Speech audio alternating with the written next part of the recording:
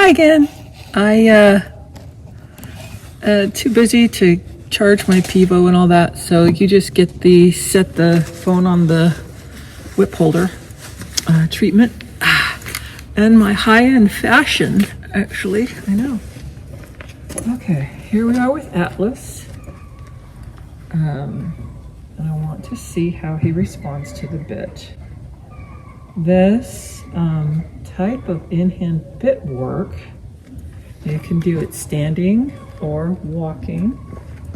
The advantage of working here is that I can be more stable. You know, here I am, here you are. I've done this with him a little, but mostly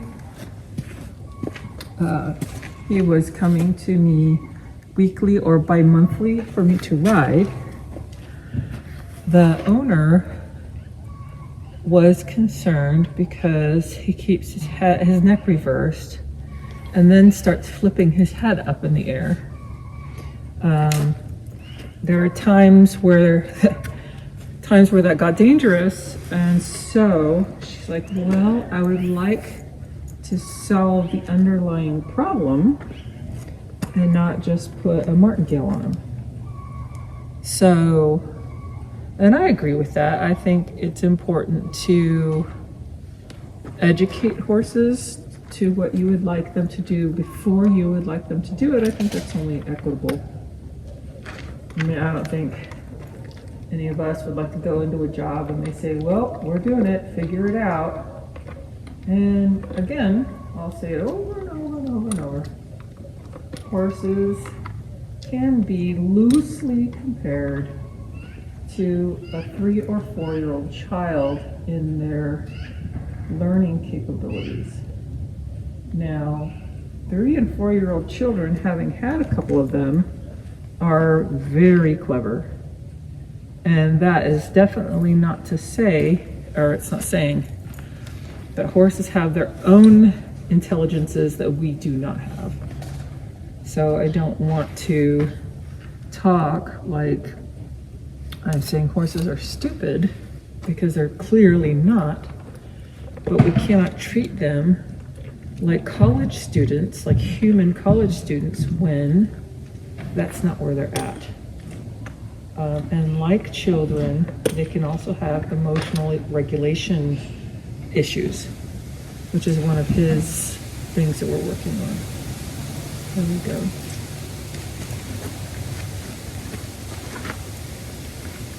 Showing some tension in the mouth. When a horse draws their tongue back, let's see if I can get out of the way. Oh, you won't do it if I move my hand out of the way?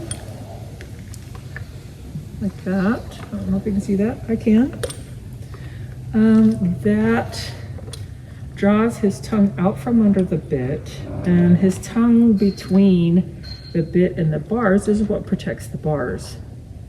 Another way to protect the bars is when we ride, to lift into the corners of the mouth instead of pulling downward and trapping the tongue against the bars. And that's something that a martingale does. It works at a low angle, and you can see that pulls the bit directly against the bars. If the bit goes up, oh, hello, into the corners of the lips, then the function of the broken piece goes up and down the tongue, not against the roof of the mouth.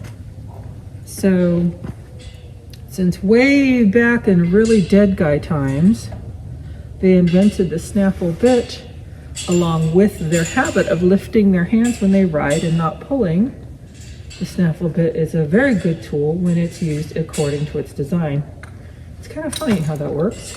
Hi. Hi, buddy. Hi. See right there, he pulls his tongue back, clacks at the bit. So we've got some tension here, but we've also got some understanding, enough understanding to where I think I can ride safely. So that's good.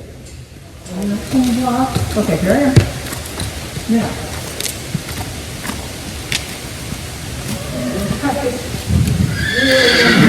I'm turning my butt. I feel a lot of impressive tension. So that's going to be the forefront of this model. area is that I want to, I got to tell myself, phrase, I like ragdoll, sit tall. Ragdoll, relax, sit tall. Good.